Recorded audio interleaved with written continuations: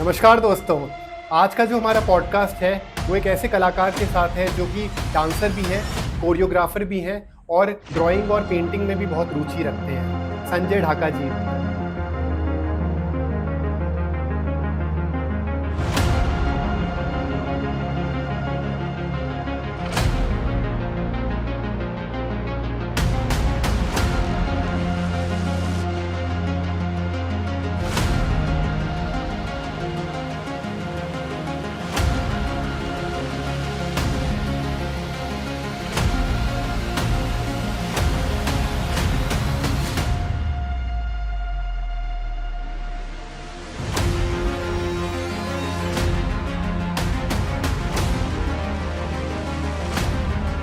Hrithik sir के पापा जो थे वो पहले एक्टर थे, हाँ, लेकिन उनकी किस्मत एक्टिंग में नहीं चमकी जितनी कि उनकी डायरेक्शन में चमकी है। तो उन्होंने जो चेंजमेंट किया उनको पसंद भी था, वो बहुत अच्छा रहा। और यही होता है कि आपको समझ में आना चाहिए कि आप किसके लिए बने हो। अगर आप एक्टिंग में नहीं कर पा रहे हो तो आई थिंक आपको कहीं और ट्राई करना चाहिए। अगर आप मुंबई में हो, लगातार एक्टिंग में ट्राई कर रहे हो, नहीं हो पा रहा है, तो इसमें आपकी गलती नहीं है, आप किसी और चीज़ के लिए बने। अभी रानू मंडल जी हुए, क्रिश वाले भैया हुए हमारे, वो ठीक है एक समय पर चल रहे थे, लेकिन अब क्या हालत हो रही है उनकी। उनकी वो जो एक है ना, एक वो चार्म, वो सब जादू सब दिखा देते हैं जो लोग, उसके बाद में वो वापस चले जाते हैं। तो एक जो उन्होंने एक उम्मीद बना ली होती है ना, वो टूट जाती है कहीं ना कहीं। अच्छा है, एक और बिल्ला आ गया। ए बिल्ली, कैसा है? याद है वो दिन जिस दिन तुमने कहा था वागले? नमस्कार दोस्तों, वेलकम टू युथ क्वेक। आज का जो हमारा पॉडकास्ट है वो एक ऐसे कलाकार के साथ है जो कि डांसर भी हैं, कोरियोग्राफर भी हैं और ड्राइंग और पेंटिंग में भी बहुत रुचि रखते हैं। हमारा जो पॉडकास्ट चैनल है उसका एक सिंपल मंत्रा है कि discipline is greater than motivation, और इस मंत्रा पे ये खरे उतरते हैं। इन्होंने जो अपना काम इतने सालों से किया है वो तपस्या के तौर पे डांस की फील्ड में किया है। अगर आपको ध्यान हो, आज से कुछ साल पहले डांस प्लस नाम का एक शो आया था जो कि ऋतिक रोशन जी ने होस्ट किया था। उस शो में हमने इनको देखा था, जस्ट डांस। इसके अलावा हमारा एक और शो आया था जिसका नाम था इंडियाज गॉट टैलेंट। उनके जो जजेस रहे थे वो किरण खेर थे, धर्मेंद्र जी थे और सोनाली बेंद्रे। ये इन्होंने होस्ट किया था, उसमें भी इन्होंने पार्टिसिपेट किया था जिस गेस्ट की मैं आज बात कर रहा हूँ। ये जो हमारे कलाकार हैं इनका नाम है संजय ढाका, और इन्होंने अपने पूरी जिंदगी डांस फील्ड में ही मेहनत करी है। और जयपुर में इनके डांस स्टूडियो का नाम है डी डांस स्टूडियो, और ये स्टूडियो पिछले 8 साल से ये इस पे काम कर रहे हैं, बहुत मेहनत से काम कर रहे हैं। छोटे बच्चों को, बड़ों को डांस सिखाते हैं, कोरियोग्राफी सिखाते हैं। इसके अलावा ये ड्राइंग भी सिखाते हैं। So it's like a multi faceted field, और ये बहुत समय से इतनी सारी लाइन में काम कर रहे हैं। ये बहुत बड़ी बात है क्योंकि आज की तारीख में एक लाइन में काम करना ही बहुत मुश्किल हो जाता है, लेकिन इन्होंने डांस की फील्ड में भी बहुत अच्छा काम किया है और ड्राइंग की फील्ड में भी अच्छा काम कर रहे हैं। तो अब ज्यादा वेट नहीं कराते हुए मैं बात करना चाहूंगा, और हमारी ऑडियंस भी आई एम श्योर एक्साइटेड होगी अब तक। So let's welcome Sanjay Dhaka ji. Hello Sanjay ji, कैसे हैं आप? विशाल जी, बहुत बहुत धन्यवाद, आपने इतना सम्मान दिया मुझे। नहीं, आप डिजर्व करते हैं, और आई एम श्योर आपने इतने साल की जो मेहनत करी है उसको मैंने जितना भी बोला होगा वो कम ही होगा। सो आपके जो इस पॉडकास्ट की अगर हम शुरुआत करना चाहें तो उस हिसाब से जानना चाहेंगे कि आपकी जर्नी कैसी रही और कहाँ से शुरुआत हुई, डांस की फील्ड में आने का कारण क्या था, थोड़ा आपके माता पिता के बारे में, उनके जीवन के बारे में, और आप कहाँ को बिलोंग करते हैं, ये थोड़ा बताएं आप। डांस की शुरुआत बचपन से ही रही है। मैंने बचपन से ही डांस को ही मतलब सबसे पहले उसको कहा है कि हाँ, सबसे पहले जस्ट डांस होना चाहिए, उसके बाद में सब कुछ होगा। तो उसके लिए मैंने, ऐसा नहीं है कि अलग अलग चीजें सीखी, जूडो, कराटे, ये सब भी सीखा, क्योंकि जो डांस में स्टेमिना और जो एक क्विकनेस होनी चाहिए, ये तो है, उसके लिए मुझे लगता है कि कुछ अदर एक्टिविटी भी होनी चाहिए थी। वो फाउंडेशन तो मैंने हो जाता पहले है। से ही मैंने सीखना स्टार्ट किया, और सबसे अच्छा मुझे तभी लगता है जब मैं सोचता हूँ कि सबसे पहला मेरा सिलेक्शन जब हुआ था, डीडी नेशनल का एक शो आता था, हाँ, क्रेजी किया रे, आपने देखा होगा, हाँ, आप हाँ, सबने देखा होगा कभी जरूर ना जरूर कभी। याद आ रहा है, हाँ। तो उसका जो सेकंड सीजन आया था ना, उससे जस्ट पहले जो टीवी के नीचे एक लाइंस आती हैं कभी कभी शो खत्म होने से पहले कि अगर आप इसमें पार्टिसिपेट करना हाँ, हाँ, चाहते हो हाँ, तो अपनी एक सीडी, डांस की एक सीडी हाँ, बना के हाँ, हमें करेक्ट। स्पीड पोस्ट कर हाँ, हाँ, ये दीजिए। उस जमाने में ऐसे ही होता ये था। था। करेक्ट। हाँ, सीडियां हुआ करती थी, हाँ, आपको हाँ, पता ही है। वो एक नीचे लाइन आती थी, तो उसके हिसाब से वो मुझे बहुत अट्रैक्ट किया उसने। हाँ। और मैंने यही सोचा कि हाँ चलो सीडी बना के भेजते हैं, देखते हैं क्या होता है, लेट्स सी। तो वो मैंने अपने एक दोस्त से मैंने एक वीडियो, डांस वीडियो अपना एक शूट करवाया, हाँ। और सीडी भेज दी।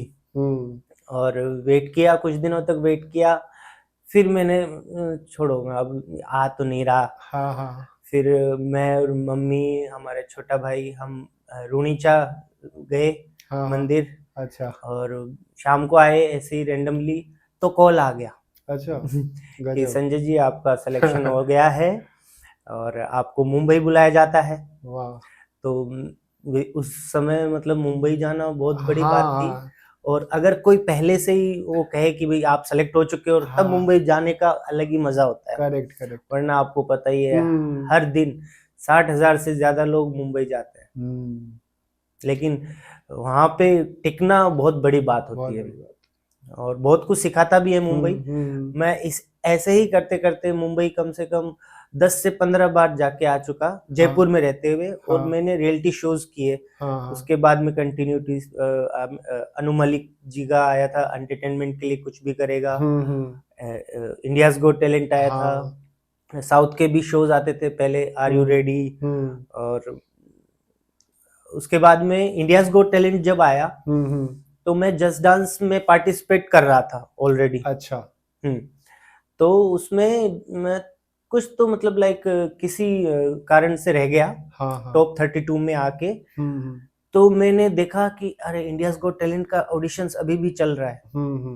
तो मैं जयपुर का ऑडिशन इंडियाज गॉट टैलेंट का हो चुका था, हाँ, और हाँ, मैं जस्ट डांस में था। हाँ, हाँ, जस्ट डांस से आउट हुआ, हाँ, हाँ, तो मुझे लगा देना चाहिए, तो करेक्ट। मैंने दिल्ली का ऑडिशन दिया ओके, आईजीटी में। Okay, okay. और वो बहुत ही अच्छा रहा मेरा ऑडिशन। धर्मेंद्र जी, सुनील, सोनाली बेंद्रे जी, किरण खेर जी, तीनों को बहुत अच्छा लगा मेरा ऑडिशन वाला हाँ, डांस। वो हमने देखा। और उन्होंने, किरण खेर जी ने उसी ऑडिशन में भी ऐसा बोल दिया कि मुझे एक फाइनलिस्ट दिख रहा है। तो मुझे बहुत अच्छा लगा उस समय। तो यही कहना चाहूंगा कि बहुत अच्छी जर्नी रही है हाँ, मेरी। हाँ, मैंने जितनी भी मतलब डांस में जितनी तपस्या किए हैं, हम्म, वो कारागार साबित हुई है कहीं ना कहीं, कहीं मंच पे जाके। और यही चाहिए, एक डांसर को क्या चाहिए, एक मंच चाहिए, हाँ जी। एक ताली चाहिए, जिसके लिए वो तरसता है।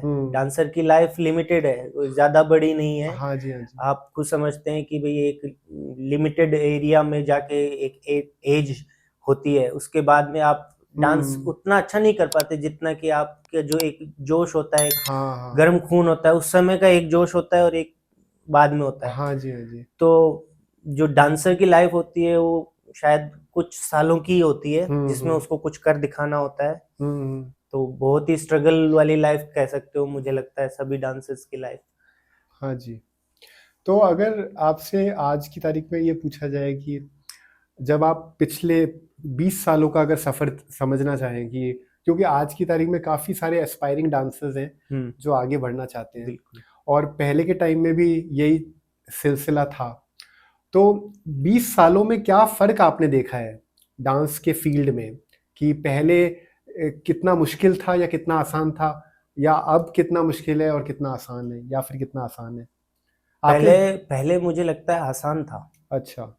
क्योंकि जैसे जैसे समय बदलता है, आपके कॉम्पिटिशन्स हाई हो जाते हैं। किसी भी फील्ड में आप देख सकते हो, हाई हो ही जाते हैं। और उस समय एक, अगर कोई डांस अगर कर रहा होता है, उसको कहीं जाने की इच्छा होती थी, तो एक वो भूख कहलाती थी कि यार बंदे को है यार जाना है सच में। आजकल की यूथ में आई थिंक मुझे लगता है वो भूख नहीं रही। अच्छा अच्छा। क्योंकि जो समय है वो डाइवर्ट कर दिया है उन्होंने सभी चीजों में। सोशल मीडिया को देखना, उस पे समय निकालना, अलग से समय निकालना, ऑनलाइन पढ़ाई करना, इन सब में आपका कहीं ना कहीं मतलब जो एक एम होता है उसके लिए जो तैयारी करना है वो हो निकल रहा है। अगर आपको वही तैयारी चाहिए तो कहीं ना कहीं पीछे वाले जमाने में जाके देखोगे कि ना तो मोबाइल थे, ना ही टीवी हुआ करते थे। मैंने 2008 या 2007 में सबसे पहले यूट्यूब से वीडियोस डाउनलोड करके अच्छा स्टोर करके रखना सीखा था। अच्छा। तो उस समय हमारे शायद आया ही था, इतना था नहीं, 50 kbps पर स्पीड की आती थी एक लिमिटेड। अब तो 30 mbps हो गई। लेकिन यही चीज देखो, अगर 30 kbps में एक वो जुनून था यार, मुझे वो वीडियो है ना यार बड़ा अच्छा लगा और उसको मैं डाउनलोड करता था, तो मेरे लिए वो एक वीडियो ही मुझे बहुत अलग ही फील करवाता था कहीं ना कहीं, कि यार देखो मैंने बड़ी मुश्किल से ये वीडियो निकाला है। अब वो भूख मर गई। करेक्ट। अब क्या हो रहा है, आपको तुरंत आपको वीडियोस पे वीडियोस मिल रहे हैं, तो आप कंसंट्रेशन नहीं कर पा रहे हो एक वीडियो पे। वो कहीं ना कहीं आपको समझाना पड़ेगा खुद को कि भाई अगर मुझे इसकी तैयारी करनी है तो मैं इसको ही देखूं, थोड़ा सा इस पे थोड़ा स्टडी करूं इसको। तो आई थिंक हो सकता है आपको बस वही है, तैयारी करनी पड़ेगी। लेकिन ये जरूर होता है कि अक्सर जो यूथ है वो कोशिश करती है कि अगर वो असफल हो जाते हैं अपने किसी भी प्रयास में, तो वो दोष देते हैं एक्सटर्नल चीज़ों को, अपने एनवायरनमेंट को, या फिर उनको वो चीज़ मिली नहीं, जो अपॉर्चुनिटीज़ होती है वो मिली नहीं, या फिर कोई पॉलिटिक्स का दोष दे देते हैं, या बहुत सारे कारण दे दिया जाता है। ये युद्ध का आप पहले का ज़माना हो या अभी का ज़माना हो ये, लेकिन हमें इस बात को समझना बहुत ज़रूरी है कि जो लोग बहुत कोशिश करते हैं और किसी मुकाम तक नहीं पहुंच पाते हैं, और जो लोग पहुंच पाते हैं उन्होंने भी उतना ही संघर्ष किया होता है। तो ऐसा एक कौन सा फैक्टर है जिससे वो ऊंचाइयां छू लेते हैं? आपके हिसाब से वो कौन सा फैक्टर है? क्या ऐसा है कि उनको, क्योंकि नेपोटिज्म की भी बहुत बात होती है कि उनको मौका मिल जाता है, उनके फादर या फिर उनके दादाजी कोई कोई ना कोई इस इंडस्ट्री में होते हैं, तो उनको वो डांस में या सिंगिंग में मौका मिल जाता है। क्योंकि ये जो इंडस्ट्री है, क्रिएटिव इंडस्ट्री है, यहाँ पे कंपटीशन बहुत ज़्यादा है। क्योंकि अगर हम कोई कॉर्पोरेट नौकरी की बात करें, वहाँ पे तो फिर भी उनके पास वैकेंसीज बहुत होती हैं कि आप बहुत सारे लोग वहाँ पे फिट हो सकते हैं। लेकिन क्रिएटिव फील्ड में ऐसा है कि अगर सिंगर चाहिए तो एक ही चाहिए, डांसर चाहिए तो एक ही चाहिए, कोरियोग्राफर चाहिए तो एक ही चाहिए। तो इतने कंपटीशन में हम कैसे ये आइडेंटिफाई करें, कोई यूथ कैसे आइडेंटिफाई करे कि ऐसा कौन सा फैक्टर है जिस फैक्टर की वजह से ऋतिक रोशन बन गए, या फिर सचिन तेंदुलकर बन गए, हाँ, और जो नहीं बन पाए वो क्यों नहीं बन पाए? आपके हिसाब से वो कारण क्या है? से तो मुझे नहीं पता, जहां तक मैंने एनालाइज किया है मैं वही बता पाऊंगा कि भाई ऋतिक इसीलिए ऋतिक बन पाया क्योंकि उसने मेहनत की थी, खुद भी मेहनत की थी, उसके पापा ने भी मेहनत की थी। उसका जब गोल्डन टाइम आया तब उसने जो मेहनत की थी वो रंग लाई, है ना, और वो पीछे मुड़कर नहीं रुका। उसने जो उसका जो गोल्डन टाइम चल रहा था उसने उसको यूज किया अच्छे से, अपना डांस वगैरह सारी चीजों पे ध्यान दिया था उसने, है ना, एक सही डायरेक्शन में गए थे सभी, तभी वो जाके सफल हुए, है ना। तो कहीं ना कहीं आपका एक तो जो आपको समझना चाहिए, आपका ये गोल्डन टाइम चल रहा है, तो आपको उस समय बहुत मेहनत करनी चाहिए, है तो ना। आप अगर इस चीज को और बारीकियों से समझाना चाहें हमारी ऑडियंस को, कि तो क्या आपको लगता है कि इस चीज में टैलेंट से ज्यादा कोई और चीज का महत्व है, कि आप अपने साथ कितने पॉजिटिव रहते हो, या आप कितने कंसिस्टेंटली उस फील्ड में मेहनत करते ही रहते हो? क्या आपको लगता है कि टैलेंट होना एक एक मिनिमम चीज है, और उसके अलावा ये कंसिस्टेंसी और उस फील्ड में लगे रहने का और अपना पॉजिटिव एटीट्यूड रखना, ये ज़्यादा मायने रखता है अगर आप सफल होना चाहते हो? क्या आप ऐसा महसूस करते हैं, या आपको लगता है कि नहीं, ये सारा का सारा लक की बात है? लक तो देखो कहीं ना कहीं इफेक्ट करता है हमारी बॉलीवुड इंडस्ट्री में, लक होना थोड़ा बहुत जरूरी है, बट उसके साथ में आपका मेहनत करते रहना।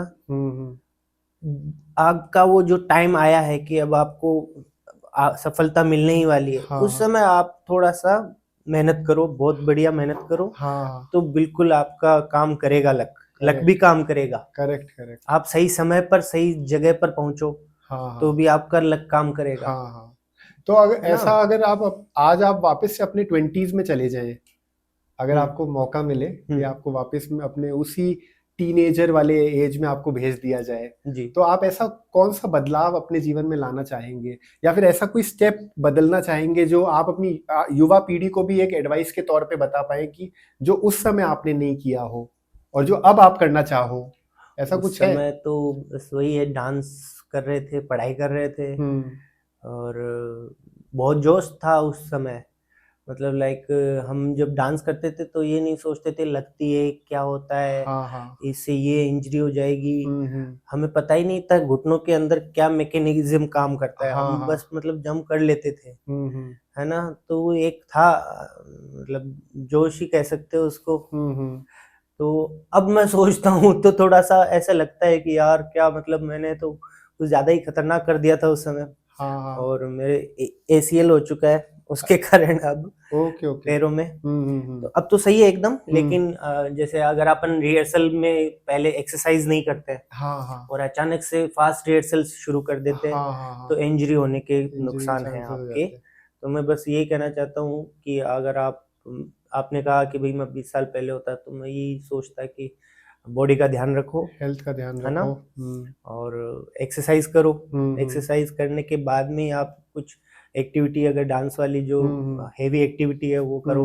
हम्म और सब चीज़ों के लिए रेडी रहो। हम्म। जैसे मैंने जूडो कराटे सीखा था सबसे पहले, हाँ हाँ तो उसकी जो स्टेमिना है, उसकी जो क्विकनेस है वो बहुत काम आती हम्म। मतलब डांस में। हाँ हाँ और जैसे कराटे के जो स्टाइल्स है हाँ हाँ उनका एक मैशअप बना के मैंने थोड़ा बहुत एक रेडी किया था कभी, कि कराटे का डांस कैसा होना चाहिए। हाँ तो हाँ इस तरह की क्रिएटिव चीजें मैं लेके आता था, हाँ हाँ। खुद से बातें करता था कि भाई यार ऐसे नहीं हो सकता था। हम्म घर वालों को, समाज को ऐसे लगता था हम्म। ये खुद से बातें करता है, बट ओके। मुझे नहीं लगता है कि हाँ आजकल हाँ। बहुत से लोग हैं कुछ अब खुद को याद दिलाने के लिए, अगर जैसे मुझे 4 बजे उठना है सुबह, हाँ जी। तो मैं मेरा ऐसा रहता है मन में कि मैं एक बार खुद को बोल दूं करेक्ट। कि भाई 4 बजे उठना है तुम्हें सुबह, तो हम्म। मैं शायद उठ जाता हूँ हाँ हाँ हाँ। लगभग। ये फंडा है मेरा तो ये बहुत बड़ी बात है है। ना, तो कुछ। आप है ना पॉजिटिव रहो। हम्म। अगर कोई है नहीं तो आप खुद से बात कर लो, क्या दिक्कत है? Correct correct. लेकिन आप एक गोल पे कंसंट्रेशन बनाए रखो। तो अभी तक का आपका सबसे बिगेस्ट चैलेंज क्या रहा डांस की फील्ड में?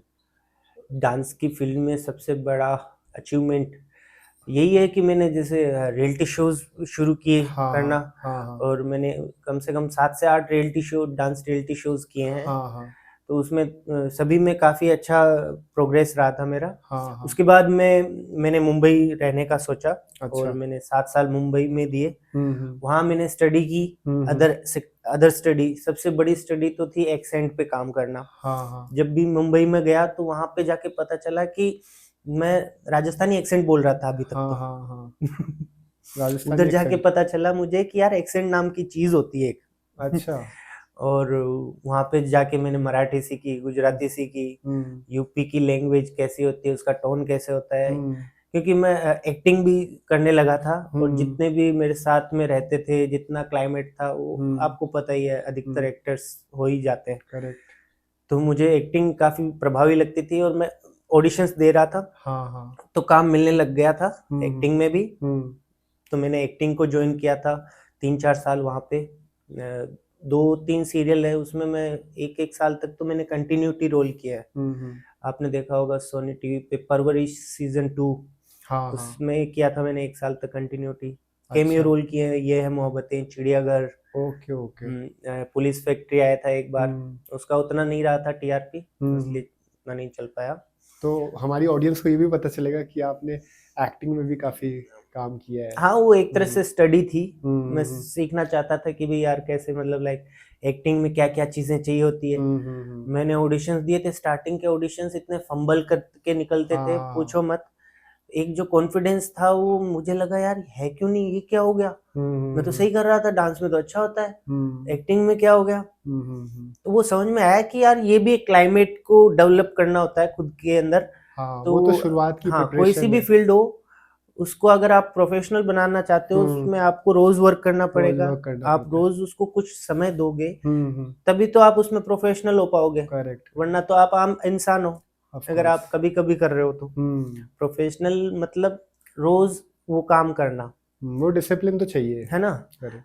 हाँ, तो बस वही है, मैंने सीखा, एक्टिंग भी सीखा, उसके बाद में डायरेक्शन सीखा, असिस्टेंट डायरेक्शन किया काला टीका। अच्छा अच्छा, हाँ, नाइस।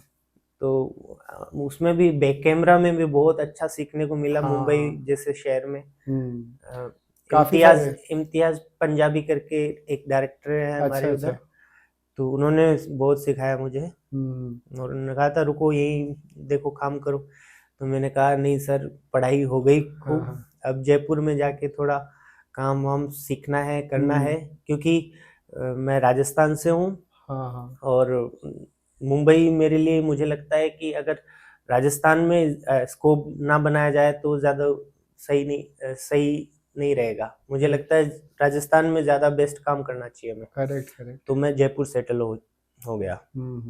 ऐसा भी होता है, बहुत सारे एक्टर्स बोलते भी हैं हम्म। कि हालांकि वो अच्छी ऊंचाई छू लेते हैं एक्टर्स, लेकिन वो ये जरूर कहते हैं कि उनका कहीं ना कहीं एक मन में था कि वो डायरेक्टर बने, क्योंकि डायरेक्शन में उनका बहुत इंक्लूसिव हो जाता है काम, बहुत सारी चीज, ऋतिक बहुत सारे पहलू देख पाते हैं। ऋतिक सर के पापा जो थे वो पहले एक्टर थे, हाँ। लेकिन उसका उनकी किस्मत एक्टिंग में नहीं चमकी नहीं जितनी चमकी, कि उनकी डायरेक्शन में डायरेक्शन में चमकी है। चमकी, सही बात।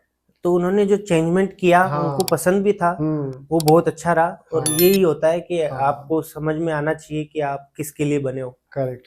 अगर आप एक्टिंग में नहीं कर पा रहे हो तो आई थिंक आपको कहीं और ट्राई करना चाहिए। अगर आप राइट। मुंबई में हो, हम्म। लगातार एक्टिंग में ट्राई कर रहे हो और नहीं हो पा रहा है, तो उसमें आपकी गलती नहीं है, आप हाँ। किसी और चीज के लिए बने हो। करेक्ट। संजय जी, अक्सर मैंने आपके स्टूडियो में भी मैं आया हुआ हूँ, मैंने देखा है कि आप हाँ, बहुत ही इन्वॉल्व रहते हैं छोटे छोटे बच्चों के साथ, डांस उनको सिखाना, आपका बहुत ही जॉली नेचर है, और बहुत अच्छे से आप लोगों को ट्रीट करते हैं, अपने सारे जो आपके क्लाइंट हैं, जो पेरेंट्स हैं, उनसे जो बातचीत करते हैं, ये बहुत अच्छा आप एक रैपो बना के रखते हैं, और इतने सालों से आपने वो कायम किया हुआ है, ये बहुत बड़ी बात है जो मुझे महसूस होती है इस इंडस्ट्री में, अपना सर्वाइवल करना, आगे बढ़ना, और फिर इस तरह के नेचर को भी अपनाना। तो आप जो इतने हंसमुख हैं, अपने नेचर को इतना आपने बना के रखा हुआ है, जो इतने फनी हैं और लोगों से इतना अच्छा रिश्ता, विनम्र हैं, इतने साल की मेहनत के बाद आप इतने विनम्र हैं, तो उसका कारण क्या है? मतलब आप अपने आप को डिफिकल्ट टाइम में कैसे संभालते हैं? क्योंकि हमारी ऑडियंस के लिए बहुत महत्वपूर्ण चीज़ है, क्योंकि सबसे इम्पोर्टेंट माइंडसेट होता है। आप मेंटली अपने आप को कैसे स्ट्रांग रखते हो, ये बहुत बड़ा सवाल है आज की तारीख में, ऑडियंस में जितने भी सुनेंगे उनके लिए नहीं भी। नहीं, सही है, मेंटली स्ट्रांग होना तो चाहिए सभी को। आप ऐसा क्या करते हो जो आप हमारी ऑडियंस को मुझे बता नहीं पाएं? पता, मैं तो नॉर्मल जी रहा हूँ अपना। मेरे पापा जी आर्मी रिटायर्ड पर्सन है, हाँ हाँ। उनसे मुझे बहुत सीखने को मिलता है। अच्छा वो अच्छा। बहुत मतलब उनका जो डेली लाइफ हाँ देखोगे, हाँ। मेरी तो कुछ भी नहीं है उनके अच्छा अच्छा। सामने। अभी भी हम्म। मतलब वो रोज घूमने जाते हैं। हाँ हाँ। मतलब हमारे सुजानगढ़ में, सुजानगढ़ राजस्थान से मैं हाँ बिलोंग हाँ। करता हूँ, हाँ जी। तो वहाँ पे ओब्वियसली सभी जगह राजस्थानी बोली जाती है। हाँ हाँ। वहाँ पर अलग एक शेखावटी, एक अलग ही हाँ। राजस्थानी है हमारा। हम्म। फिर भी उसी में रहते हुए कभी भी राजस्थानी नहीं बोली उन्होंने। हम्म। हमेशा कोशिश की कि वो हिंदी में बात करें सबसे। अच्छा अच्छा। तो उन्होंने बस मुझे यही सिखाया है कि हम्म आप है ना, खुद को बनाए रखो हम्म हम्म और आप सही रहो, हम्म। अच्छा रहो, पॉजिटिव रहो। बहुत हम्म। पॉजिटिव रहते हैं पापा। हाँ हाँ। तो मैं बस वही पापा के कदमों पे चल रहा हूँ। सही है। तो आपके सबसे बड़े इंस्पिरेशन कौन रहे हैं डांस की फील्ड में? डांस की फील्ड में ऋतिक सर, अच्छा। प्रभुदेवा सर, हम्म। माइकल जैक्सन सर, हाँ हाँ। और भी बहुत सारे दिग्गज हमारे साथ में रहते हुए, धर्मेश सर हुए, धर्मेश जी, हाँ। राहुल शेट्टी है भाई, बहुत अच्छा काम कर रहे हैं। काफी डांसर्स हैं, मैं कैसे बताऊं, बताओ। सही बात है, ये सारे दिग्गज क्योंकि हैं। देखो मैंने उन्हीं से ही सीखा ऑफ है, कोर्स, हाँ। यूट्यूब से ही सीखना शुरू किया था। सबसे पहले माइकल जैक्सन का हाँ जो हाँ। डेंजरस गाना जो हाँ आया था, हाँ। उसका जो एक तालमेल था, पीछे वाले जो लोग कर रहे हैं, हम्म। भाई कर रहा है एक साथ, हाँ हाँ। एकदम सही तबाही है। था माइकल उस जैक्सन समय। तो बहुत लोगों के लिए हम्म। गॉड ऑफ डांसर रहे हैं। हाँ, नहीं नहीं, बहुत ही अच्छे, बहुत हम्म ही शानदार हम्म। डांसर थे भाई। और सबसे बड़ी बात, डांसर के साथ आर्टिस्ट थे भाई, हाँ सिंगर थे सबसे पहले तो वो। अच्छा अच्छा अच्छा। डांसर तो बाद में थे, हाँ जी सबसे हाँ जी। पहले सिंगर थे वो। तो ऐसा कौन हम्म। सा डांस स्टेप है या फिर कोई डांस फॉर्म है जो आपके लिए बहुत मुश्किल, आपने बहुत मुश्किल से सीखा?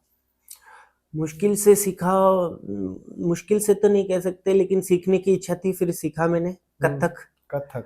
और कथक मुझे शुरुआत से ही बहुत मतलब एक अट्रैक्टिव करता था। ओके। मैं कर नहीं पा रहा था, हम्म, क्योंकि जो दिखने में दिखता है कि यार ये वैसा नहीं दिख रहा जैसा होता है। हाँ हाँ हाँ। तो मैंने प्रॉपरली उसकी मतलब ट्रेनिंग ली। ट्रेनिंग ली। जब हम्म, मैं पढ़ाई कर रहा था हम्म। अपनी, तो साथ ही में संगीत संस्थान ऊपर था, हाँ हाँ तो हाँ। वहाँ पे मैंने कथक ज्वाइन किया। Okay okay. तो जब सीखा तब काफी उसमें काफी मेच्योरनेस आई, काफी अच्छी चीजें हम्म समझने को मिली। हम्म। तो ये काफी अच्छा रहा था मेरे लिए। तो ये डांस की, जैसे अपना जो कल्चर है, डांस का जो कल्चर है, पहले क्लासिकल डांस में बहुत लोग रुचि रखते थे बिल्कुल। और अब वो धीरे धीरे कम हुआ है। हाँ, अब जमाने वेस्ट, के साथ देखो जमाने के सब साथ। चेंज हो जाता है। हाँ जी। सबसे पहले कथक थे, 3 घराने, जयपुर घराना, बनारस घराना और हाँ लखनऊ घराना, हाँ जी। उसी में ही करवा रहे थे। हाँ हाँ। अब जैसे जैसे यूट्यूब्स वगैरह ये सब आए, तो हम्म लोगों को पता चला कि यार जिम्बाब्वे में ऐसा हो रहा है, उधर हम्म। हिप हॉप डांस हो रहा है, इधर हाँ हाँ। हाउस हो रहा है। हम्म। अभी जो नया चल रहा है उसको कंटेम्प्रेरी बोल रहे हैं। हाँ हाँ। तो इस तरह की चीजें लोगों को धीरे धीरे पता चली, तो है एक ना। एक तो अच्छा डांसर बनने के लिए आपको लगता है कि क्लासिकल डांस सीखना उसको जरूरी है, सफल मुझे लगता है डांस? सारे डांस करना आपको आना चाहिए। अच्छा। अगर आप बॉलीवुड ही कर रहे हो डांस, हम्म। तो आप फिर पंजाबी और इनमें दिक्कत आएगी। हाँ आप जी। किसी भी डांस रियलिटी शो में चले जाओ, हाँ जी हाँ जी। तो आप बॉलीवुड थोड़ी, वहां पर तो वैरायटी दिखानी पड़ेगी हाँ आपको। करेक्ट। तो आप यहीं खत्म हो जाओगे कि अगर हम्म आपने एक ही डांस में से सारे डांस आने चाहिए। हम्म। और कथक और सेमी क्लासिकल तो मैं तो कहता हूँ पक्का आना चाहिए, हाँ हाँ। क्योंकि उससे आपको जो सीखने को मिलेगा, जो समझ में आएगी चीजें, अच्छा अच्छा। जो अब मैं बयान नहीं कर सकता, हम्म। वो आपको, अगर आपने कथक नहीं सीखा, उससे हम्म पहले आप कर रहे थे जो डांस, और हम्म फिर वो बाद में डांस करोगे, हम्म बहुत अलग ही दिखेगा आपका डांस। हम्म और जब आप डांस सीखते हो, जैसे कथक मैंने सीखा, तो मुझे हम्म ये पता है कि जैसे ये वाला पोज है, हम्म या कुछ भी जो भी पोज हम्म। है ना, तो वो मुझे पता है, हाँ यार ये कथक के पोज है। हाँ तो हाँ। मैं बॉलीवुड में नहीं डालूंगा कभी। करेक्ट करेक्ट है। लेकिन अगर मुझे पता ही नहीं है यार कथक वाले, हम्म। तो थोड़ा सा रह जाता है कि यार बॉलीवुड में अगर यार ये क्या स्टेप हो गया। तो सारी चीजें पता होनी चाहिए, तो आप उसको कंपोजिट कर पाओगे कहीं करेक्ट पर भी। करेक्ट। तो संजय जी, आप तो इतने सारे बच्चों को आपने सिखाया है, इतना अनुभव है आपको, तो ऐसी कौन सी गलती वो लोग अक्सर करते हैं कि वो एक अच्छे डांसर बन नहीं पाते? क्योंकि बहुत सारे बच्चे आते होंगे, जल्दी छोड़ भी देते होंगे, तो क्योंकि डांस में बीट्स भी ज़रूरी है, म्यूज़िक भी ज़रूरी है, ट्यून को भी समझना ज़रूरी है और ताल को समझना ज़रूरी है। बिल्कुल तो एक बिल्कुल। बहुत बहुत इम्पॉर्टेंट प्रोसेस है जिसको फॉलो करना ज़रूरी है, लेकिन आजकल पेशेंस की कमी है सब में। हम्म। तो ऐसी क्या गलती करते हैं ज़्यादातर, स्टूडेंट्स जो सीखने आते हैं आपके पास, वो हम्म। ऐसी क्या गलती करते हैं जो एक अच्छे डांस सर बन नहीं पाते? आपको क्या लगता है? देखो मुझे लगता है कि उनमें वही है कि अभी भी, जो पहले मैंने बताया, भूख होनी चाहिए हाँ जी। किसी चीज को लेके, हाँ जी। कि यार मुझे डांस करना है, मुझे इसमें बहुत अच्छा करना है। हाँ जी, सही बात है। वो कहीं ना कहीं कमी है, वो और कमी मैं है। कहता रहता हूँ उनको हम्म कि यार तुम करो डांस के लिए। हम्म। जब तक आपके खुद से नहीं निकलेगा ना, और हाँ एक कोई जरूरत नहीं होगी ना हाँ तुम्हें, हाँ। तब तक आप वो चीज नहीं करोगे। सही बात है। आवश्यकता आविष्कार की जननी है। हाँ हाँ। वैसे ही डांस है कि आपकी लाइफ में ऐसे कुछ हो रहा है कि आपकी मुट्ठी में रेत है और किसी ने ऐसे बंद कर दी, तो वो हम्म मुट्ठी में से रेत इधर उधर साइड से निकलेगी, हम्म। जितना दबाओगे आप। हाँ हाँ तो लाइफ में वो जो दबाव होगा, हाँ। तभी आपकी जो जो चीजें, क्रिएटिव चीजें वो निकलेंगी। करेक्ट है। जब तक दबाओगे नहीं, तब तक नहीं हम्म होगा। तो आजकल कहीं ना कहीं पेरेंट्स वगैरह ये सब हम्म। आपको मतलब आपके पंख तोड़ देते हैं। हाँ। आपको पहले ही वो चीज लाके दे देते हैं जिसके लिए आप मेहनत हम्म। करने वाले थे, बट हाँ। वो फिर आप मेहनत कर नहीं पाते, क्योंकि वो हम्म। चीज आपके सामने हो जाती है। तो डांस में यही है, बहुत आपको डांस के साथ साथ बहुत कुछ सीखना पड़ेगा। लाइक जैसे हाँ मैंने जूडो कराटे सीखा, हाँ हाँ हाँ। तो जाके कुछ डांस में बदलाव आया। हम्म। बॉडी, पहली बात बॉडी फिट होनी चाहिए, हम्म। उसके लिए ट्रेनिंग लो। हाँ। मैं जब छोटा था, 4 साल का था, 5 साल का था तो पापा की पोस्टिंग थी, तो जहाँ पे फौजी वगैरह सब ट्रेनिंग लेते हैं वहां पर मुझे जाने का शौक था। मैं 4 बजे चला जाया करता था। अच्छा 8-8 घंटे वहां पर ऐसे ही कर लेता था। मुझे अच्छा लगता था, मतलब आउटडोर ट्रेनिंग जो होती है, आउटडोर जो एक्टिविटी होती है, हाँ, तो वो आपको करनी पड़ेगी। आपकी बॉडी का ध्यान रखना पड़ेगा आपको, वो फाउंडेशन है। और सही समय पर सही जगह पर आपको जाना पड़ेगा। ऑडिशंस हैं तो वो आपको क्लियर करने पड़ेंगे। जितने आप स्टेज जाओगे, स्टेज क्लियर करोगे, उतना आप में निखार आएगा, हेजिटेशन कम होगा। अब जैसे ही पॉडकास्ट है भाई, ये तो आप मेरे बहुत अच्छे मित्र हो इसलिए मैं बोल पा रहा हूँ, वरना अगर नया कुछ नई जगह होती तो एक हेजिटेशन होता है ना कहीं ना कहीं। हाँ, सही कह रहे हो आप। तो वो भी एक डांस वाली चीज में होता है कि यार क्या कहेंगे लोग अगर ये स्टेप खराब हो गया तो। लेकिन अगर आप पूरी सही से तैयारी करके जाते हो कि यार ये होगा, ये ऐसा होना चाहिए। डांस में आपको सामने वाले की थिंकिंग का पता होना चाहिए कि यार सामने वाला क्या सोच रहा है, उसको कैसे अच्छा लगेगा। है ना, तो हमें बहुत तरीके से सोच के डांस करना पड़ता है कि यार इसमें मसाला भी होना चाहिए, एंटरटेनमेंट भी होना चाहिए, एक कहानी हो, बहुत ही अच्छा हो कि एक कहानी हम बता पाए डांस के जरिए। ये बहुत सिंपल डांस कोई जरूरी नहीं है। है। कथक डांस जब पहले करते थे तो एक कहानी बना के किया जाता था। डांस को एक विजुअल आर्ट की तरह ही किया जाना चाहिए। तो डांसर्स और कोरियोग्राफर्स के लिए ऐसी क्या गलतफहमियां लोग रखते हैं अक्सर? अगर क्योंकि डांस एक बहुत सीरियस बिजनेस है और अक्सर हम थोड़े कैजुअल होते हैं, जो इस प्रोफेशन को समझते नहीं हैं, वो बहुत लाइटली ले लेते हैं और कभी कभी बचकानी चीजें कर देते हैं। तो ऐसी क्या गलतफहमी रखते हैं डांसर्स के बारे में, कोरियोग्राफर्स के बारे में, जो आपको लगता है कि बहुत सालों से आपको कचोटती है, आपको दिक्कत देती है, लेकिन आप उसको दूर करना चाहो? हो सकता है, मतलब लाइक कई किसी किसी के माइंड में डांसर्स को लेके एक अलग ही मनोभावना चलती है। तो वो देखो भाई, ऑडियंस है जितनी, अपन के 140 करोड़ लोगों में बैठे हुए हैं, कुछ ना कुछ तो बोलेंगे लोग। सही बात है ना? तो आप ध्यान मत दो कि लोग कैसा बोल रहे हैं। अगर कोई एक डांसर कुछ कर रहा है, उससे फिर सभी डांसर्स की कम्युनिटी पे असर नहीं होना चाहिए मेरे हिसाब से, है ना? डांस आज ऐसा प्रोफेशन है कि वो एक लो लेवल के प्रोफेशनल में नहीं रहा, बहुत ऊपर वाले प्रोफेशन में चला गया है। आप कह रहे हैं कि कहीं ना कहीं वो रिस्पेक्ट तो आपको बस, मुझे लगता है कि देखो, आप अपनी लाइफ को सही बनाओ, खुद को सही बनाओ, एक वो आप जो कह रहे हो कि एक डिसिप्लिन में रखो, और अपनी पढ़ाई पूरी करो। डांस, कई बार डांसर डांसिंग करते करते पढ़ाई वगैरह छोड़ देते हैं, तो उनका जो मेन तो मेंटली जो विकास होता है, एक इंग्लिश हिंदी सब अच्छी होना, एक सबके साथ में वो सब होगा, तभी आप उस अपने डांस को आगे बढ़ा पाओगे। अब जैसे मैं जब भी कहीं किसी से भी मिला हूँ, मैं उसी से ही सीखा है मैंने। अच्छा, ऋतिक सर से मिले, जितने भी बड़े बड़े कलाकार हैं, इतना शानदार उनका रहता है पॉजिटिव एनवायरनमेंट। आप मिलते हो तो यार एक तरह से लगता है यार ये तो जादू था, ये तो इंसान थे ही नहीं। करेक्ट, है ना? तो आप जब भी आगे पहुंचते हो तो मुझे लगता है आपको बहुत कुछ सीखने को मिलता है, तभी आप आगे पहुंचते हो। वो पर्सनालिटी, तो आप सीखो, अच्छी अच्छी चीजें सीखो, बिल्कुल ग्रोथ होगी आपकी। तो सोशल मीडिया बहुत ज्यादा ग्रो कर गया है आज की तारीख में, और काफी लोग अपने वीडियो बनाते हैं, पोस्ट कर देते हैं, बनाते हैं, पोस्ट कर देते हैं।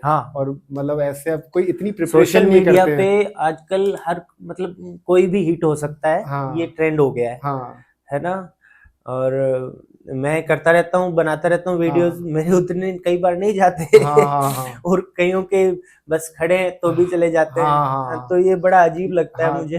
तो इसने इंडस्ट्री को हार्म किया है या ये नहीं, इंडस्ट्री के लिए अच्छा है? अब देखो क्या कह सकते हैं, कुछ तो है उसने कहीं ना कहीं जो भी कंटिन्यूटी में वीडियोस डालते हैं, उनका ग्रोथ करता है चैनल शायद, है ना? करेक्ट। तो वो उनकी यही तो पॉजिटिव बात है कि मैं कंटिन्यूटी नहीं डाल रहा, और रोज कंटिन्यू डाल रहा है। तो वो एक डिसिप्लिन में आ गया, कहीं ना कहीं उसने डिसिप्लिन मेंटेन रखा है। लेकिन ये सोशल मीडिया की ये जो चीज इतनी बढ़ती जा रही है, इतना ज्यादा हवा हो रखा है कि सोशल मीडिया में हम ग्रो कर जाएंगे, और जो इतने टैलेंटेड नहीं है उनके भी चैनल कभी कभी ग्रो हो जाता है। तो क्या इस प्रोफेशन की जो मासूमियत है, जो इंटीग्रिटी है, जो सच्चाई है इस डांस, क्योंकि डांस सीखना इतना आसान नहीं है, बहुत मुश्किल लग जाता है, बहुत पापड़ बेलने पड़ते हैं तब जाके कोई डांस पहले सीख पाता है। डांस सीखो, फिर सोशल मीडिया पे उसको फिर प्रमोट करो अप्रोच करो, अप्रोच करो। है ना। तो बहुत कठिन बड़ी लाइफ है हमारी। तो क्या आपको लगता है कि ये चीजें जो बहुत ज्यादा जल्दी से वायरल हो जाते हैं, जहाँ पे इतना डिजर्व नहीं करते, तो ये हानिकारक है उन टैलेंटेड लोगों ये के लिए? देखो, अगर जो वायरल हो रहे हैं ना, हाँ उनके लिए नुकसान है। अगर वो है ना बिना मेहनत किए अगर वायरल हुए हैं ना, हाँ हाँ तो वो आपको दिख जाएंगे, दिख वो जाएंगे। आपको दिख जाएंगे कुछ दिनों में। हाँ बहुत खराब हालत होती है। इससे अच्छा वायरल मत हो, हाँ हाँ मैं तो कहता हूँ, हम्म, क्योंकि उसको मेंटेन करना मुश्किल हो जाता है। मेंटेन करना मुश्किल हो अभी जाता है। रानू मंडल जी हुए, हाँ हाँ हाँ ठीक है, हम्म क्रिश वाले भैया हुए हमारे, हम्म, वो ठीक है एक समय पर चल रहे थे, लेकिन हाँ अब क्या हालत हो रही करेक्ट होगी करेक्ट। उनकी। वो जो एक है ना, एक वो चाम, वो सब जादू सब दिखा देते हैं जो हाँ लोग, हाँ हाँ हाँ उसके बाद में वो वापस चले जाते हैं। तो हम्म एक जो उन्होंने एक उम्मीद बना ली होती है ना, वो टूट जाती है कहीं ना कहीं। हाँ, वो ऑब्सेशन होना चाहिए कि हाँ, आप डांस के प्रति एकदम सीरियस हो, कहीं ना तब वो कहीं। कंटिन्यू कर सकते हो। हाँ, वो क्रिश वाले भाई ने तो उम्मीद नहीं बनाई थी, हाँ वो हाँ तो सही जी रहा होगा लाइफ हाँ एकदम, हाँ क्योंकि लोगों ने उसको आगे बढ़ाया। उसने खुद तो सोचा ही नहीं कि यार मुझे आगे बढ़ना है, वो तो बढ़ गया। उसकी मासूमियत, हाँ सब लोगों ने दिल छू लिया। हाँ हाँ हाँ, वही बात है कि इस चीज को हम कितना सीरियसली लें, क्योंकि जमाना जैसे जैसे आगे बढ़ेगा तो दो बातों का होगा कंपटीशन, की कौन ज्यादा स्टूपिड है, कौन ज्यादा इंटेलिजेंट है। तो जो स्टूपिडिटी है वो और इंटेलिजेंस के बीच में जो ये फासला है, उसको पार करना ही बहुत इंपॉर्टेंट हो जाएगा। कि एक बेवकूफी और समझदारी के बीच का जो ये फासला है, ये जरूर हो जाएगा आने वाले टाइम में, कि इसको कैसे पार किया जाए। क्योंकि लोगों को कभी कभी बेवकूफी भी समझदारी लगती है, और जब ऐसा गलत फहमी हो जाए, लंबे समय तक हो जाए, वो उसी इंसान के लिए हानिकारक हो जाता है। तो ये एक बहुत बड़ा रेवोल्यूशन क्रिएट हो सकता है। हाँ, आज के टाइम पे आपको सोशल मीडिया के अंदर रहते हुए आपको सोशल भी बनना पड़ेगा। हाँ आप सोच रहे हो सोशल मीडिया पे अपन सोशल हो रहे हैं, वो अलग चीज है। हाँ आपको सच में मिलना पड़ेगा। करेक्ट। अभी अपन जैसे अपन हाँ बात कर रहे हैं, हाँ, ये जरूरी ये है। पॉडकास्ट क्यों हिट हुए हैं अभी पता हाँ है? क्योंकि लोग सोशल नहीं हो रहे। हाँ वही, हाँ सही कह रहे हैं आप, क्योंकि इसीलिए लोगों को इंटरेक्शन अच्छा खत्म लग हो रहा है गया। कि यार ये बात कर रहे हैं, बात कर रहे हैं, तो बात करना देखना अच्छा लग रहा है लोगों को। हाँ, क्योंकि उनको भी लगता है कि कहीं ना कहीं ये चीज की कमी है, ये इंटरेक्शन की कमी है। ये गायब होती जा रही है ना। हाँ हाँ, जैसे जैसे ये सोशल बहुत मीडिया बहुत बढ़ रहा है, फोन में रहते हैं। सभी फोन पे होली के, दिवाली के, हाँ हैप्पी न्यू ईयर के, सभी ऐसे ही मिलन हो जाता है। बस हाँ किया, हाँ हैप्पी न्यू ईयर। मिल नहीं पा रहे हैं लोग, सोशल सच में नहीं हो पा रहे हैं, इसलिए कहीं ना कहीं सोशल होना चाहिए। अभी रिसेंटली होली फेस्टिवल गया, और पहले के टाइम में ये फेस्टिवल की खूबसूरती अलग हुआ करती थी, जहाँ पे नाच गाना हो रहा है, मिठाइयाँ खा रहे हैं, सब एक दूसरे से मिल रहे हैं और रंग लग रहे हैं। तो वो एक इनोसेंस था, उसमें एक अच्छाई थी। वो फेस्टिवल को बहुत प्यार से सेलिब्रेट करते थे। लेकिन अब धीरे धीरे कल्चर डिफेम हो रहा है, और वो कलर भी लगा रहे हैं तो ऐसे कलर लगा रहे हैं जैसे कि कोई पुराना बदला ले रहे हो, और वो कलर की उतरे ही नहीं, एक हफ्ते तक उतरे ही नहीं। और वो चीजें होली, तो आपकी क्या राय है ऐसे, ये जो फेस्टिवल का जो पहले इतना अच्छे से मनाते थे लोग, इतना एंजॉय करते थे, वो धीरे धीरे कम होता हुआ दिखता है आपको? हाँ, होली हो गया, दिवाली पे भी हो गया, मुझे लगता है कुछ ना कुछ तो कम हुआ ही है। क्योंकि है ना, आपके पास जो 24 घंटे का समय था, वो बंट गया अब। हाँ, ओब्वियसली मोबाइल आ गए, टीवी आ गई, बहुत सारी ऐसी चीजें आ गई कि आप वो त्योहार अब मना नहीं पा रहे हो। हाँ जी, हाँ जी, कहीं ना कहीं इंटरेक्शन ही नहीं हो रहा। और पहले नहीं था तो उस जो त्योहार पे था उस पे फोकस था पूरा, कि यार यार आज का दिन जाना नहीं चाहिए, एकदम सही कह रहे हो। एक एक मिनट का पूरा वसूल करना है। हाँ, अभी तो मैसेज में ही चलता रहता है, फोन में ही चलता है। वही है, पहले बहुत एंजॉय होता था, बहुत मजा भी आता था लोगों को त्योहार मनाने में। और अब शायद हो सकता है कम हो गया हो सोशल मीडिया की ही वजह से, क्योंकि लोग सोशल नहीं हो पा रहे हैं सच में, बस मोबाइल से ही अपने दोस्तों को भेजे जा रहे हैं मैसेजेस। अभी एक चीज बहुत ज्यादा दिमाग में आती है कि मीडिया जिस तरह से इररिस्पॉन्सिबल हो जाती है, मीडिया का जो काम है, जो बहुत रिस्पॉन्सिबल वाला काम होना चाहिए, जैसे अभी अपने T20 फाइनल जीती है इंडिया, बहुत बड़ी बात है अपने लिए।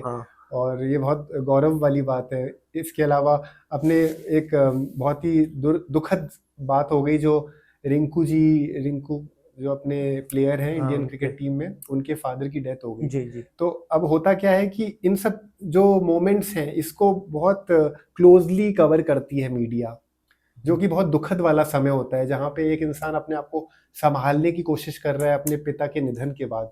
ये बहुत दुखद है कि ऐसे समय को भी मीडिया उजागर करती है, बहुत ज़्यादा कवर करने की कोशिश करती है, जो कि बहुत सारे इम्पोर्टेंट मुद्दे हैं, जिन जैसे बच्चों के साथ जो रेप हो रहे हैं या बच्चों के साथ जो जुल्म हो रहे हैं या बहुत सी चीज़ें जो नेगेटिव हो रही है, उसको ज़्यादा तवज्जो देने के बजाय हम ऐसी चीज़ों को कवर कर रहे हैं जो टीआरपी बढ़ाए।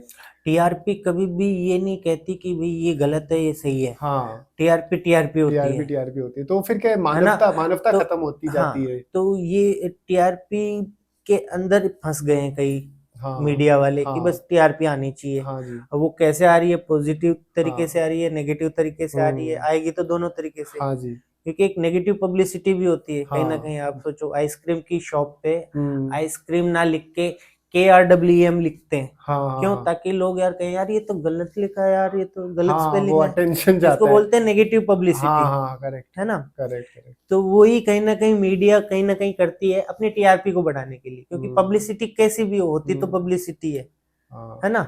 लेकिन ये जरूरी है कि तो वो ध्यान नहीं रख पा रहे हैं। धर्मेंद्र जी के समय पर भी उन्होंने बहुत ऐसा किया कि सनी देओल को गुस्सा आ गया, उनका चले जाओ, बताओ अच्छा थोड़ी गलत लगता है। खबर फैला दी। हाँ, मृत्यु से पहले मृत्यु की बात बोल देते हैं। मुझे भी पता चला और मुझे लगा यार ये कैसे हो गया। ये बहुत फिर गलत अगले है। दिन पता चला सही है, फिर 2-3 दिन बाद में फिर मुझे लगा कि यार कहीं ना कहीं धर्मेंद्र जी ने सुना तो बहुत बुरा लगा। कादर खान की भी बहुत चली थी। ये बहुत गलत बात है, क्योंकि इतने फॉलोअर्स हैं और क्या आजकल क्या है, आग की तरह फैलती है खबर और कई लोग होना चाहते हैं सोशल वायरल। तो वो ऐसी चीजों का फायदा उठाते हैं और कुछ ना कुछ गलत मैसेज करते हैं ताकि वो कुछ ना कुछ अब वायरल हो ही जाए, भले गलत तरीके से हो गए। लेकिन मैं आपको बता दूं, वायरल अगर आप होते हो तो गलती है। आपके लिए नुकसान है, खुद के लिए नुकसान है, क्योंकि बहुत से वायरल हो चुके लोग ये सोचते हैं कि यार काश मैं वायरल नहीं होता तो सही जिंदगी सही चल रही थी, फिर उसको कंटिन्यू नहीं कर पाते।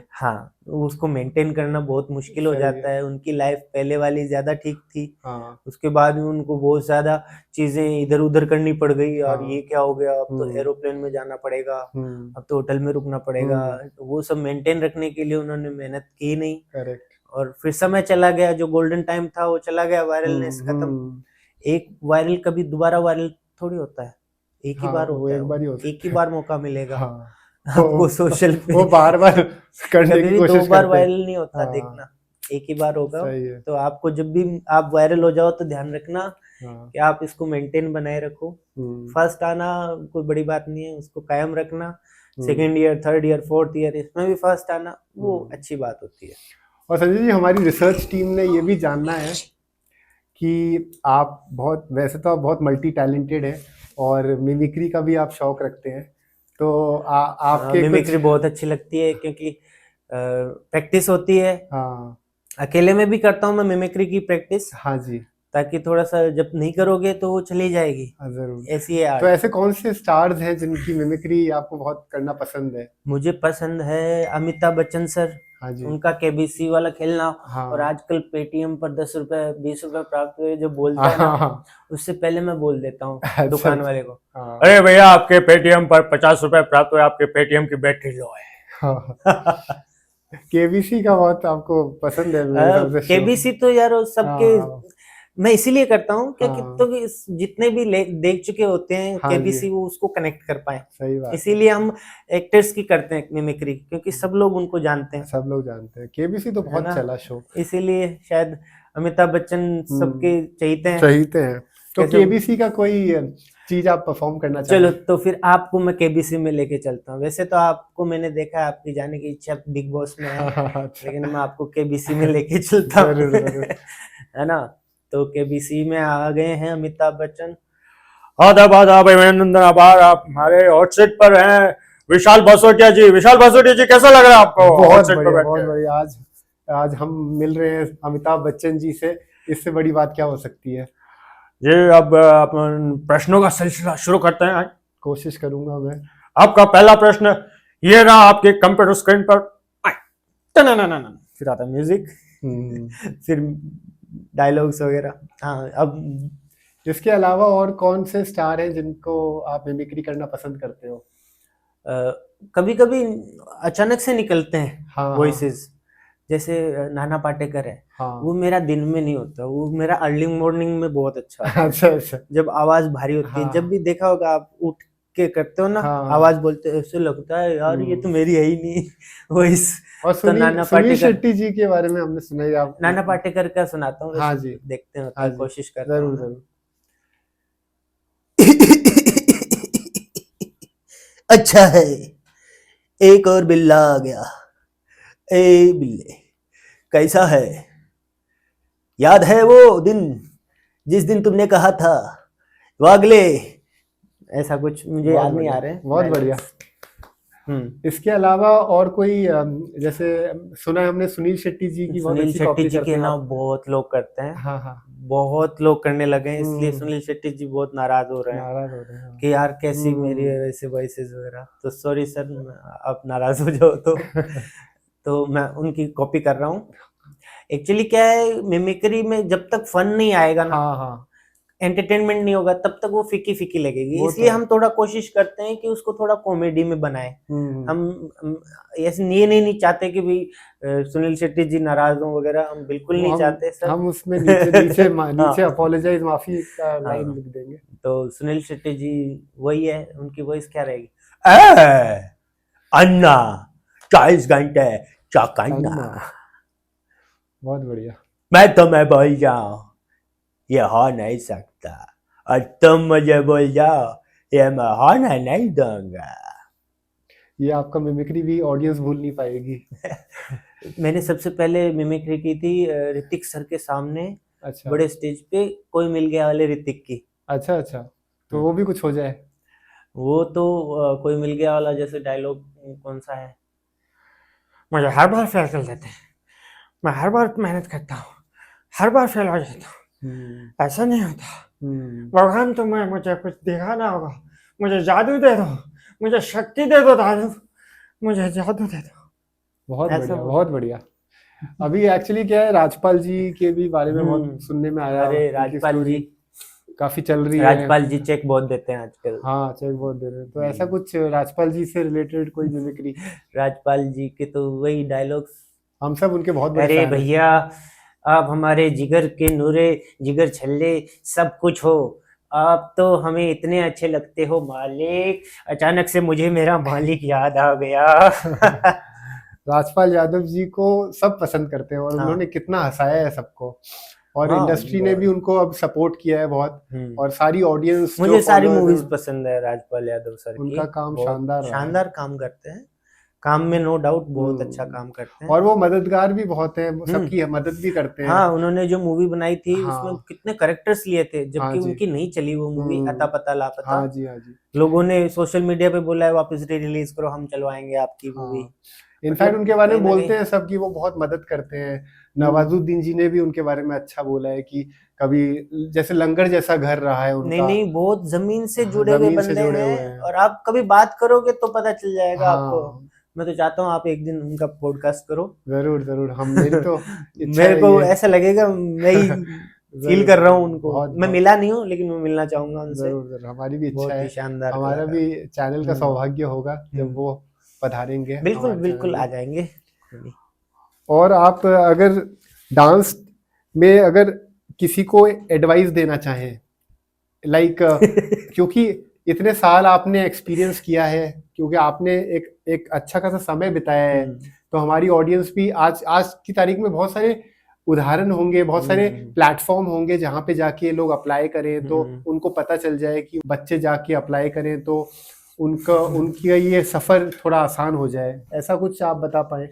आजकल सबसे बड़ा प्लेटफॉर्म खुद सोशल मीडिया है। Social media. अगर आप अच्छे डांसर हो, अच्छा डांस करते हो, आपको लगता है आपको आगे बढ़ना चाहिए, तो सबसे पहले आप खुद की प्रोफाइल बनाओ, करेक्ट। है ना। इंस्टा का अच्छा यूज करो आप, उस पे आप क्वालिटी वाले वीडियोस, अपने जो क्रिएटिव वीडियोस है, इंस्पायरिंग वीडियोस, उनको शेयर करो, है ना।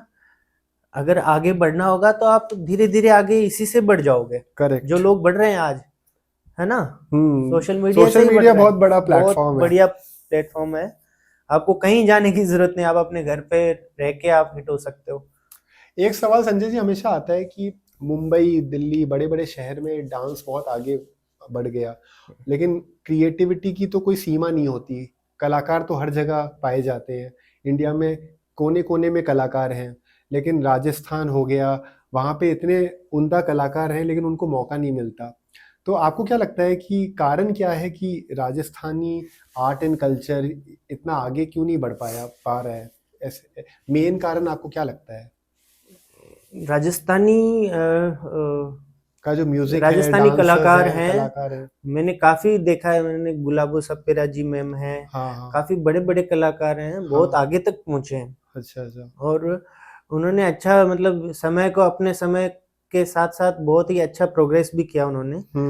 और आजकल बट यही देखने को मिलता है कि जितनी बॉलीवुड मूवीज, जितनी पंजाबी मूवीज, जितनी की भोजपुरी, जितनी गुजराती, उतनी राजस्थानी मूवीज नहीं चलती।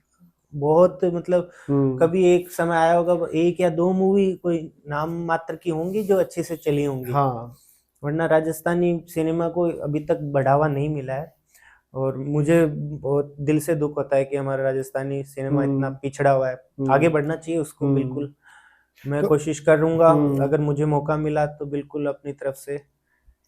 तो कोई रेगुलेटरी एजेंसी या कोई ऐसा डांस का कोई रेगुलेटरी बॉडी है जो ऑल इंडिया चलती है, जहाँ पे इंश्योर किया जाता है कि जो कला है वो कहीं बंधे नहीं और हर क्षेत्र के लोग अपना हुनर दिखा पाएं? क्या डांस में भी ऐसा कोई रेगुलेटरी बॉडी है, एग्जिस्ट करती है इंडिया में, जो ये नज़र रखती है, ध्यान रखती है कि कोई ऐसा कलाकार है जो बहुत अच्छा है, उसको मौका मिल पाए कि वो अपनी प्रतिभा दिखा पाए? ऐसा कुछ आपके हिसाब से? उतना तो आइडिया नहीं, लेकिन बस वही है कि ये जितने भी रियलिटी शो, आईजीटी है, हाँ। ये सब जगह, अब जयपुर हुआ, हाँ। दिल्ली हुआ, कोलकाता, नागपुर, अलग अलग जगह जाके ऑडिशंस लेते हैं। आईजीटी। बिल्कुल। और उनमें जितने भी टैलेंटेड होते हैं, वाकई में वो सेलेक्ट होते हैं, क्योंकि उनको ना, देखो, टीआरपी दिखानी है। तो टीआरपी तभी आएगी जब बंदा अच्छा होगा, कंटेस्टेंट अच्छे होंगे, करेक्ट। तो वो कंटेस्टेंट अच्छे लेंगे, तो आप कहीं ना कहीं ये बीच बीच में आपको साल 6 महीने में कहीं ना कहीं ऑडिशंस मिल ही जाएंगे जयपुर में होते हुए। तो आप ध्यान रखोगे तो आप बिल्कुल उस ऑडिशंस में जाओ, तो रेडी होके जाओ पूरा, बिल्कुल। वो जरूरी है, प्रिपरेशन जरूरी है। तो संजय जी, भीड़ में जाके क्या करना हो।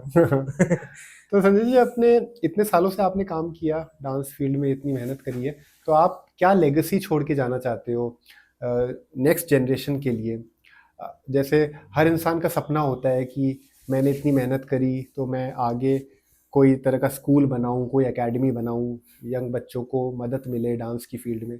तो आप किस तरह की पहचान अपने लिए छोड़ना चाहते हो भविष्य में? वही है कि मैं चाहता हूँ कि देखो, राजस्थानी सिनेमा आगे बढ़े। हाँ। राजस्थानी सॉन्ग्स हैं, हाँ। उनको वो मुकाम मिले जिनकी वो सच में हकदार हैं। हाँ। और सब लोग आगे बढ़े, डांस करें, डांस से बॉडी फिट रहेगी।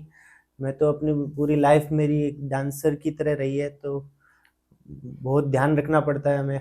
तो ऐसा कोई आप डांस स्टूडियो चला रहे हैं, डी डांस स्टूडियो के नाम से जयपुर में, इसके अलावा आप कोई फ्यूचर में कोई प्रोजेक्ट लाना चाहते हो, आपके मन का कोई विजन हो जो आप डांस की फील्ड में आगे बढ़ाना चाहते हैं, ऐसा कुछ हो आप हमें बताएं, हमारी ऑडियंस।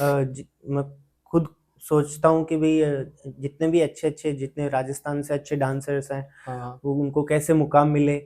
उसके लिए जैसे जयपुर में कभी कुछ ऑडिशंस वगैरह होते हैं, कहीं जैसे कोई मिस इंडिया कंपटीशन हो रहा है, कुछ होता है, तो मैं उनके साथ में जुड़ता हूँ। ओके। और सच में, मतलब, देखता हूँ, कई बार ऑडिशंस में जजमेंट का भी काम मिलता है। अच्छा। तो मैं उनको आगे बढ़ाता हूँ जिनके वो सच में हकदार हैं। बहुत बढ़िया। और डांसर्स की लाइफ लिमिटेड है, पहले मैं बता दूं, तो उनको एक मौका मिलना ही चाहिए, सही बात कहीं ना कहीं। ये मायने रखता है कि हम डांसर को ताली तो मिलनी चाहिए कम से कम। जरूर, वो अप्रिसिएशन का ही भूखा है बिल्कुल बिल्कुल। और वो तारीफ ही सबसे ज्यादा जरूरी होती है। बाकी ये अच्छा लगता है कि आपने इतनी मेहनत करी और आप समाज के लिए भी इतना सोचते हैं, चाहते हैं कि आगे की जनरेशन प्रोग्रेस करे। हाँ नहीं नहीं, उसी के लिए मैं अभी डांस स्टूडियो ओपन कर रखा है। हाँ जी, हाँ जी, आप कोई भी आके डांस सीख सकते हैं, एनीबॉडी कैन डांस मेरी क्लास में। जरूर तो जरूर। जो भी आए वेलकम। बहुत बढ़िया। अच्छा लगा संजय जी आपसे इतनी बात करने का मौका मिला। मुझे भी बहुत अच्छा लगा विशाल जी आपसे बात करके। बहुत ही अच्छे तरीके से आपने वो क्वेश्चंस पूछे जो you. मुझे जवाब देने थे, और Thank you, मुझे thank कहीं पर भी ऐसा नहीं लगा कि यार अपन ने कुछ स्क्रिप्ट बनाई है। हाँ, ये नेचुरल है। हाँ, वो बहुत ही अच्छा लगा। मुझे बहुत अच्छा लगा। मैं हमेशा चाहता था कि आप जैसा इंसान हमारे शो में एज अ गेस्ट जरूर आए, नहीं क्योंकि नहीं सर, डिसिप्लिन इज वेरी आपका है इंपॉर्टेंट। सम्मान। आप भी बहुत प्रोग्रेस कर रहे हो। बहुत बहुत बधाई हो आपके थैंक यू। इस चैनल के लिए। दोस्तों चैनल को सब्सक्राइब करें और विशाल सर से यूं ही बात करते रहें। बेल आइकन को दबाना ना भूलें। Thank you, thank you. बहुत अच्छा लगा। हम कोशिश करेंगे कि भविष्य में भी हम पॉडकास्ट करें आपके फ्यूचर प्लान्स के साथ। और आपके कोशिश, हम ये चाहते हैं कि आपका जो ये सपना है डांस को आगे फैलाने का, उसमें हमारा जो पॉडकास्ट चैनल है वो भी कहीं ना कहीं थोड़ा योगदान दे पाए। तो इससे बड़ी बात नहीं होगी कोई। तो थैंक यू संजय जी। मुझे यकीन है कि आपको ये पॉडकास्ट ज़रूर पसंद आया होगा। आने वाले टाइम में हम ऐसे ही पॉडकास्ट लाते रहेंगे, आपका मनोरंजन करते रहेंगे। कोशिश हमारी यही है कि हम ऐसा पॉडकास्ट लाएं जहां पे आपको इन्फॉर्मेशन यूजफुल हो, मनोरंजन भी हो और आपका मार्गदर्शन भी हो। और जो हमारे गेस्ट हैं उनका जो स्टूडियो है, डी डांस स्टूडियो, ये चित्रकूट वैशाली नगर में है। हम उसकी डिटेल्स चैनल में वीडियो में डिस्क्रिप्शन में डाल देंगे। आप ज़रूर स्टूडियो में जाएं और जिनको भी डांस की रुचि है वो ज़रूर सीखें। और एक अपील ये ज़रूर है कि हमारा जो चैनल है उसमें लोग वीडियोस देख रहे हैं, आप लोग वीडियोस देखते हैं, पसंद करते हैं, कमेंट भी आते हैं, लेकिन आप लोग चैनल को सब्सक्राइब नहीं कर रहे हैं। तो सब्सक्राइब भी करें ताकि हम और बेटर से बेटर पॉडकास्ट लेके आएँ आपके लिए। अराउंड 65% लोग सब्सक्राइब नहीं कर रहे हैं, तो आप सबसे अपील है कि सब्सक्राइब भी ज़रूर करें। और अगर आपको कोई भी हमारे से रिलेटेड फीडबैक देना हो या कोई नेक्स्ट पॉडकास्ट कैसा होना चाहिए, किस विषय में होना चाहिए, उसकी भी राय आप कमेंट पे ज़रूर दीजिए ताकि हमारी हेल्प हो कि हम किस विषय पे नेक्स्ट पॉडकास्ट लेके आएँ। हम उसका ज़रूर ध्यान रखेंगे। कमेंट सेक्शन को हम फॉलो करते हैं। सो नेक्स्ट पॉडकास्ट बहुत रॉकिंग होगा, मैं अश्योर करता हूँ। हम पूरी नीयत, पूरी निष्ठा से काम कर रहे हैं। स्टे फोकस्ड, स्टे ट्यून्ड, अपने पर्पस के साथ जुड़े हुए रहें और आगे अपना काम हमेशा डिसिप्लिन से करते रहें, क्योंकि ये डिसिप्लिन ही है जो हमारे जीवन में हमारे पर्पस को सर्विस कर सकता है। इट इज़ वेरी इंपॉर्टेंट कि हम आगे बढ़ते रहें लाइफ में और पॉजिटिव रहें, अच्छी सोच रखें। So for the next podcast, stay tuned with Youthquake. Thank you.